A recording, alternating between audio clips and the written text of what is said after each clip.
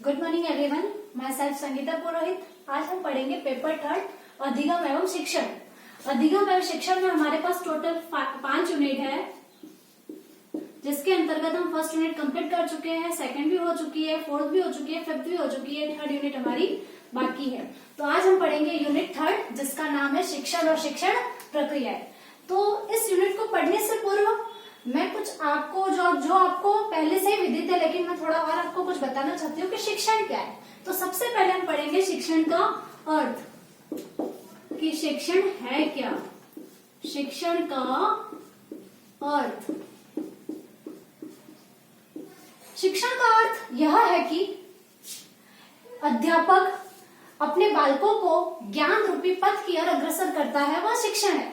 शिक्षण शब्द अंग्रेजी के टीचिंग शब्द का हिंदी रूपांतरण है, जिसका अर्थ है सीखना।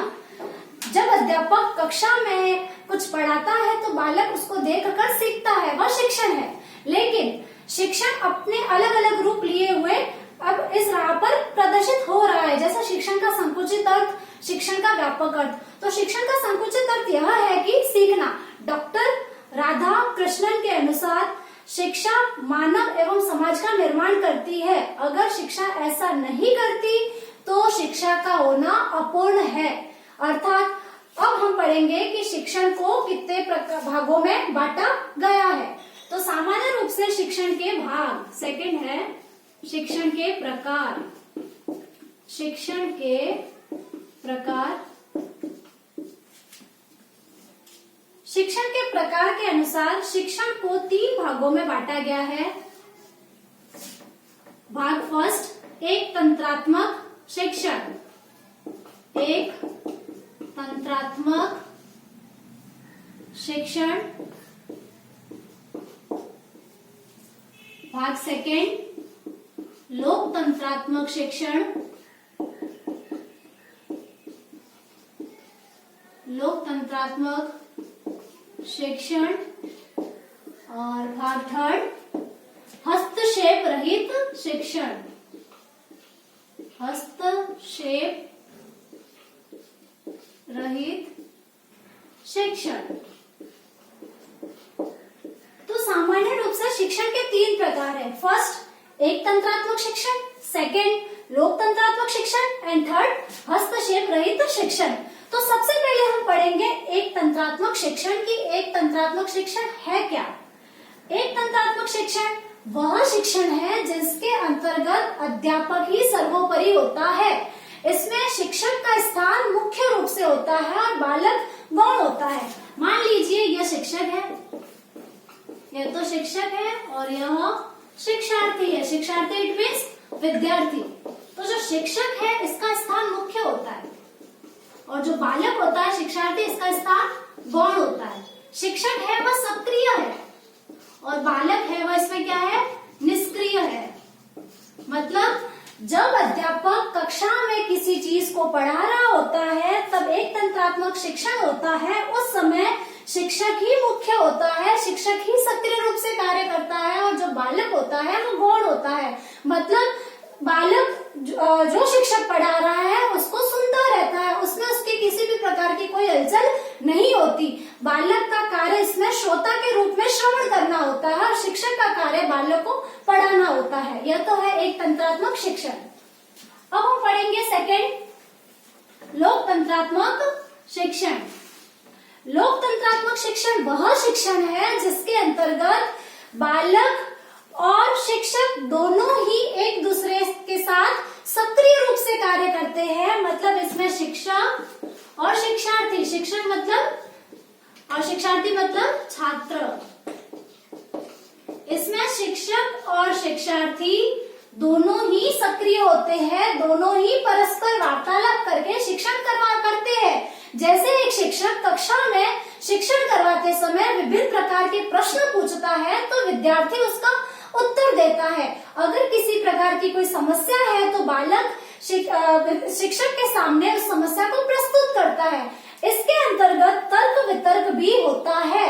बालक तर्क भी कर सकता है, वितर्क भी कर सकता है, समालोचना भी कर सकता है। यह सारी चीजें लोकतंत्रात्मक शिक्षण में आती है। लोकतंत्र मतलब जनता का, जनता के लिए जनता द्वारा जाने वाला शासन, by the people, for the people, of the people. जैसा कि आप सबको विदित है, लोकतंत्र मतलब जनता का शासन। इसी के अनुसार इसके अंतर्गत शिक्षक और शिक्षार्थी दोनों की प्रतिक्रिया साथ साथ में चलती रहती है। शिक्षक पढ़ाता है, शिक्षार्थी सुनता है।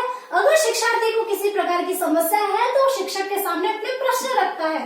प्रश्न रखने के पश्चात अगर फिर भी समस्या है तो वो शिक्षक के समक्ष अपने तर्क वितर्क कर सकता है। यह है सेकेंड। और अब हम पढ़ेंगे थर्ड, हस्तक्षेप रहित शिक्षण। हस्तक्षेप रहित शिक्षण वह शिक्षण है जिसके अंतर्गत, हस्तक्षेप रहित शिक्षण वह शिक्षण है जिसके अंतर्गत शिक्षक और शिक्षार्थी के मध्य मित्रतावत व्यवहार रहता है। जैसे मान लीजिए यह तो है शिक्षक और यह है शिक्षार्थी। शिक्षार्थी मतलब बालक, यह शिक्षक है, यह शिक्षार्थी है। दोनों के मध्य मित्रता का व्यवहार, मित्रता, मित्रवत। तो इसमें जो शिक्षक है वो बालक को मित्रवत पढ़ाता है, मित्रता धारण किए हुए पढ़ाता है। इसके अंतर्गत किसी भी प्रकार का कोई औचित्य नहीं होता। दोनों ही एक दूसरे को मित्रवत समझकर इसमें अपनी पढ़ाई संपूर्ण करते हैं। यह होता है हस्तक्षेप रहित शिक्षण, जिसके अंतर्गत बालक अपने मन के डर को भुलाकर सारे जो उसके मन में जो सवाल है वो शिक्षक के सामने प्रस्तुत कर सकता है और अपने जो भाव है वो प्रदर्शित कर सकता है। यह है हस्तक्षेप रहित शिक्षण। तो आपने ये तो पढ़ लिया कि शिक्षण का अर्थ भी पढ़ लिया, शिक्षण के प्रकार भी पढ़ लिया कि शिक्षण 3 प्रकार का होता है। एक तंत्रात्मक शिक्षण, लोकतंत्रात्मक शिक्षण और हस्तक्षेप रहित शिक्षण। अब हम पढ़ेंगे शिक्षक के चर। शिक्षक के टोटल 3 चर है। अब हम पढ़ेंगे शिक्षक के चर।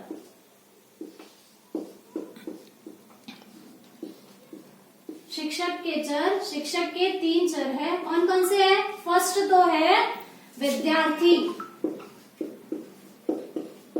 विद्यार्थी। सेकेंड विद्यार्थी एंड सेकेंड शिक्षक के 3 चर है। फर्स्ट है शिक्षक, सेकेंड शिक्षार्थी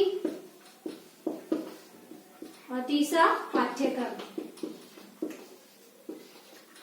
मतलब ये जो 3 चीजें होती है, शिक्षण के जो 3 चर है, ये जो 3 चीजें होती है, इन 3 चीजों के साथ ही शिक्षण प्रक्रिया पूर्ण होती है। एक तो शिक्षक होना चाहिए, दूसरा शिक्षार्थी होना चाहिए, तीसरा पाठ्यक्रम होना चाहिए। अगर शिक्षक तो है, सामने शिक्षार्थी नहीं है, तो शिक्षक पढ़ाएगा किसको?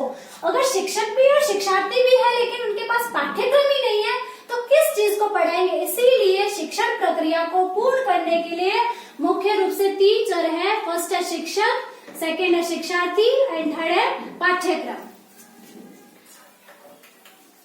अब इसके पश्चात हम पढ़ेंगे कि शिक्षण करते समय इसकी क्या क्या विशेषताएं हैं या शिक्षण की विशेषताएं। तो अब हम पढ़ेंगे शिक्षण की विशेषताएं। शिक्षण की विशेषताएं।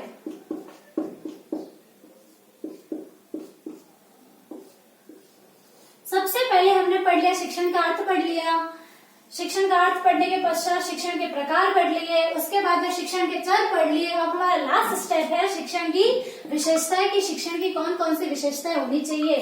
तो विशेषता फर्स्ट, शिक्षण की पहली विशेषता क्या होगी कि शिक्षण सदैव उत्साहवर्धन होना चाहिए, जो बालकों में उत्साह पूर्ण करे। शिक्षक हमेशा उत्साहवर्धन होना चाहिए। सेकेंड, शिक्षण हमेशा प्रेरणादायक होना चाहिए।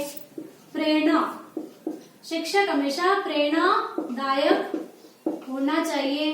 थर्ड, शिक्षण हमेशा बालकों की रुचि के अनुसार होना चाहिए कि बालक किस चीज में अपनी रुचि ले रहे हैं, उसी के अनुसार एक शिक्षक को अपना टॉपिक क्लियर करना चाहिए। फोर्थ, शिक्षण विभिन्न प्रकार की भूमिकाओं से ओतप्रोत होना चाहिए। ओके माय डियर स्टूडेंट, आज हमारा लर्निंग एंड टीचिंग का हमारा जो थर्ड यूनिट थी शिक्षण और शिक्षण प्रक्रिया, उसके अंतर्गत शिक्षण की विशेषता का टॉपिक खत्म हो जाता है। अब हम नेक्स्ट क्लास में स्टार्ट करेंगे शिक्षण की प्रकृति। अगर आपको किसी भी प्रकार की कोई समस्या है तो आप हमारे व्हाट्सएप ग्रुप में मैसेज कर सकते हैं। धन्यवाद।